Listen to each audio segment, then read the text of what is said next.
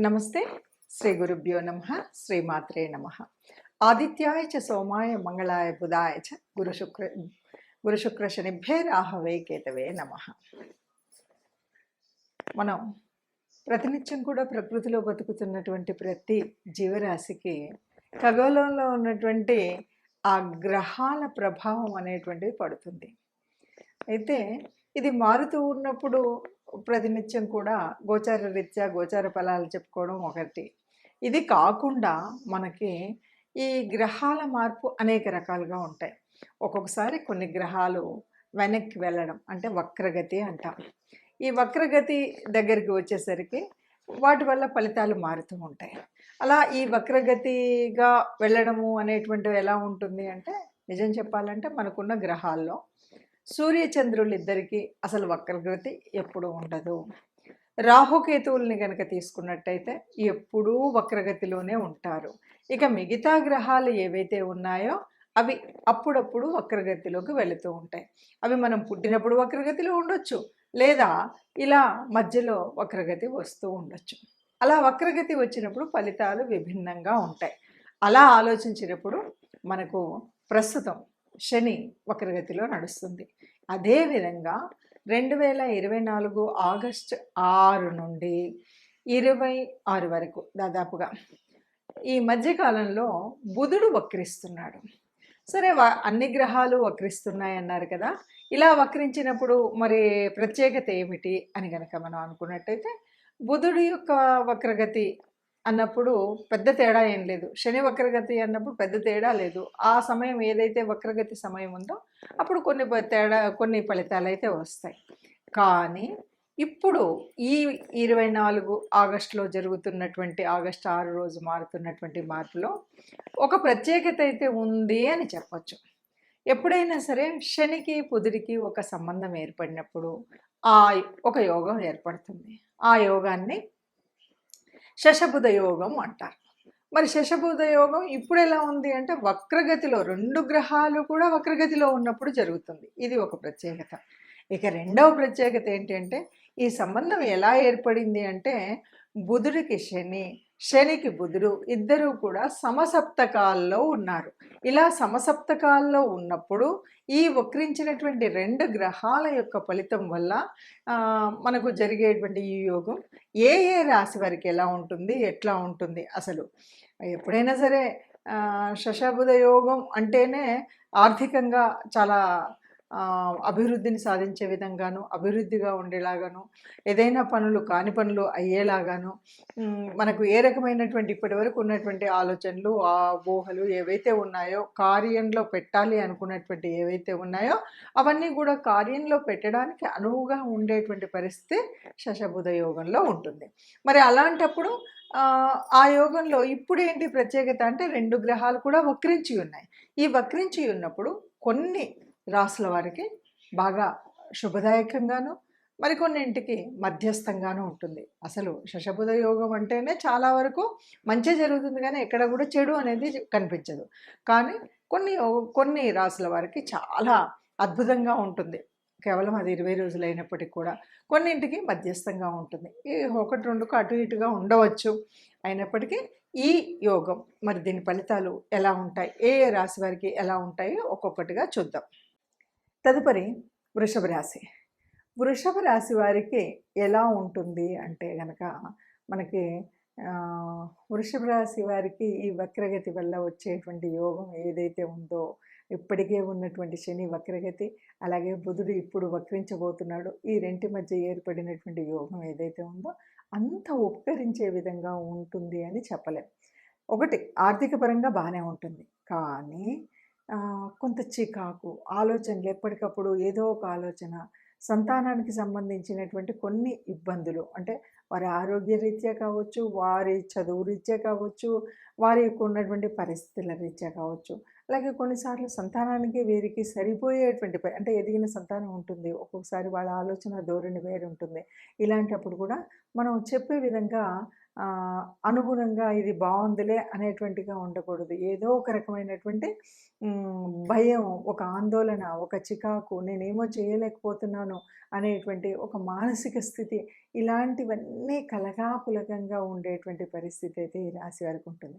అయితే ఇది ఎక్కువ కాలం అన్నది కాదు. కేవలం 20 రోజుల్లో ఉంటుంది. కానీ కొంతమందికి ఉండకపోవచ్చు. అదేంటండి మీరిప్పుడే కదా చెప్పారు ఈ రాశి వారికి ఇలా ఉంటుంది అంటే, ఎవరికి ఉండదు అంటే, ఎవరికైతే జన్మరాశిలో చక్కగా బుధుడు గాని, శని గాని చాలా యోగకారంగకంగా ఉండడమో, లేకపోతే వారికి వారి జన్మ కుండలిలో ఉన్నటువంటి యోగం ఏదైనా శశబుధ యోగం లాంటిది ఉంటే గనక చక్కటి ఫలితాలు అంటే ఈ నెగెటివ్ ఎఫెక్ట్ అన్నది ఏది కూడా కనిపించకుండా ఉంటుంది. ఒక్కొక్క రాశికి ఈ విధంగా ఉంది అని మనం చూస్తూ ఉన్నాం కదా! ఇప్పుడు ఈ రాశికి ఇలా ఉంది అని చెప్పేటప్పుడు మరి ఇలాగే ఉంటుందా? దీనికి ఏం చేయాలి? ఎలా చేయాలి? అంటే ఒకటి ఎవరికైనా సరే శశబుధ యోగం అనగానే ఇది మంచినిస్తుంది. కొన్నిసార్లు ఇవ్వకపోవచ్చు. అయితే ఇక్కడ ఒక్కొక్కసారి ఎలా ఉంటుందంటే మన జన్మజాతకంలో కూడా ఈ బుధుడు మంచి స్థానంలోను, శని మంచి స్థానంలో ఉండి వారికి ఆ యోగం ఉన్నట్టయితే ఇక్కడ ఫలితాలు చాలా అద్భుతంగా ఉంటాయి. ఇప్పుడు జరగబోయే ఈ 20 రోజుల్లో అద్భుతమైనటువంటి వారి అంటే ఫ్యూచర్ ప్లానింగ్‌కి మంచి ప్రణాళిక వేసుకోవడానికి చక్కటి కాలం. ఎందుకంటే బుధుడు అంటేనే ఆలోచనా శక్తి. ఆ ఆలోచనని కర్మరూపంలో పెట్టేటువంటి వాడు కర్మకారకుడు శని. మరి ఈ ఇద్దరి యొక్క యోగం వల్ల వచ్చేటువంటి స్థితిలో చక్కటి ఆలోచన, ప్రయోజనం ఉంటుంది. వాళ్ళకి కావాల్సినటువంటిది జరుగుతుంది. కానీ అలా అందరికీ ఉంటుందా అంటే అందరికీ మరి పుట్టుకతో ఆ యోగం ఉండకపోవచ్చు. మరి లేని వాళ్ళు ఇప్పుడు ఈ గ్రహరీత్యా జరుగుతున్నటువంటి మార్పుల వల్ల వచ్చినటువంటి ఈ యోగాన్ని వడిసిపెట్టేటువంటి ప్రయత్నం అయితే చేయాలి. ఎలా చేయాలి? ఏం చేయాలి? అంటే అందరికీ ఈ యోగం యొక్క ఫలితం అయితే ఉంటుంది. వక్రగతిలో ఉన్నప్పుడు ఎవరికైతే ఈ బుధుడు గాని, శని గాని యోగకారకుడు కానటువంటి గ్రహాలున్నాయో వాళ్ళకి పనిచేస్తుంది. అంతేకాదు ఎవరికైతే అంటే శనికి సంబంధించినటువంటి రాసులు ఏవైతే ఉన్నాయో వాటిల్లో పనిచేస్తుంది. అట్లాగే బుధుడు అంటే ఇప్పుడు ఇది జరుగుతున్నటువంటిది ఎక్కడ జరుగుతుంది అంటే సింహం నుండి కర్కాటకం వక్ర దశలోగా అక్కడ కూడా కుంభం నుండి మకరం వైపు వెళ్తున్నటువంటి దిశ శనిది. సో ఈ నలుగురికి కూడా అద్భుతంగా ఉంటుంది. అంతేకాదు బుధుడికి మరి ఈ ధనుర్రాశిలోను మీనరాశిలోను ఈ 2 రాశులలో కూడా అద్భుతమైనటువంటి ఫలితం ఉంటుంది. ఎందుకంటే ఇక్కడ కోణాధిపత్యం ఉన్నటువంటి ఇది అవ్వడం వల్ల వీళ్ళకి ఈ రాశుల వారికి చాలా అద్భుతమైనటువంటి ఫలితం అయితే ఉంటుంది. మరి వీళ్ళు కాకుండా మిగతా వాళ్ళకి అందరికీ ఎలా ఉంటుంది అని మనం చెప్పుకున్నాం కాబట్టి దీనికి తప్పనిసరిగా మనకేం కావాలి? ఒకవేళ అలా ఉన్నా మనకి మంచి రెమెడీ కావాలి. అంటే ఒకవేళ ఈ 20 రోజులలో మనం చేయాల్సినటువంటి పనేముంది? ఏ రకంగా చేస్తే ఈ వచ్చినటువంటి యోగం మన జీవితంలో కూడా కొంత సత్ఫలితాన్నిచ్చి మంచి ఆలోచన పద్ధతిని ఇచ్చేటువంటి పరిస్థితి ఉంటుంది అని గనక ఆలోచించినట్టయితే బుధుడు అంటే ఈ బుధవారము రోజైనా బుధుడికి సంబంధించిన ఏదైనా సరే విష్ణుమూర్తికి సంబంధించినటువంటి ఆరాధన చేసినప్పుడు తప్పనిసరిగా ఏదైనా మనకు అనుకూలం కానటువంటి పరిస్థితి ఉన్నది అనుకూలంగా మారగలుగుతుంది. అందువల్ల విష్ణుకు సంబంధించినటువంటి విష్ణు సహస్రనామార్చన కానీ విష్ణు దేవాలయాలకు వెళ్ళడం కానీ లేదు రాముడికి అంటే విష్ణుమూర్తి యొక్క అవతారాలకు సంబంధించిన ఏ అవతారమూర్తినైనా సరే మనం పూజించడం, కీర్తించడం, స్మరించడం, ఆ గుడికి వెళ్ళడం, సంబంధమైనటువంటి వస్తువుల్ని ఎవరికైనా దానం చేయడం, ఇలాంటి పనులు కనుక చేసినట్టయితే ఈ క్షమించాలి శశబుధ యోగంలో జరగబోయేటువంటి మనకు మంచి జరగడానికి కావాల్సినటువంటి శక్తి, ముందుగా కావాల్సినటువంటి ఆ ఉత్పత్తి సమయం ఏదైతే ఉందో అది జరుగుతుంది అని చెప్పొచ్చు. అందుకు గాను చేయవలసినటువంటి రెమెడీస్ అంటే ప్రత్యేకంగా ఏమీ లేకపోయినప్పటికీ విష్ణు దేవాలయానికి వెళ్ళడం కానీ, విష్ణుమూర్తిని అర్చించడం కానీ, విష్ణు సహస్రాన్ని వినడం కానీ, వీటితో పాటు విష్ణుమూర్తి అవతారమూర్తులైనటువంటి ఆ అవతారాలు ఎత్తినటువంటి అవతారంలో కృష్ణావతారం అవ్వచ్చు, రామావతారం అవ్వచ్చు, మీకు సంబంధించిన ఎందుకంటే రాముడు కొంతమందికి ఇలవేల్పుగా ఉంటాడు, కృష్ణుడు కొంతమందికి ఇలవేల్పుగా ఉంటాడు. అంటే మీ ఇలవేల్పు ఎవరైనా సరే మీ ఇష్టదేవత ఎవరు ఉంటారో వారికి అనుగుణంగా మీరు దానికి అనుబంధంగా ఉండేటువంటి దేవతా ప్రార్థన చేయడం మర్చిపోకూడదు. ఆ దేవాలయానికి వెళ్ళడం మర్చిపోకూడదు. ఆ సంబంధితమైనటువంటి అంటే బుధవారాలు, శనివారాలకు సంబంధించినటువంటి వ్రత నియమాలు తప్పనిసరిగా పాటించాలి.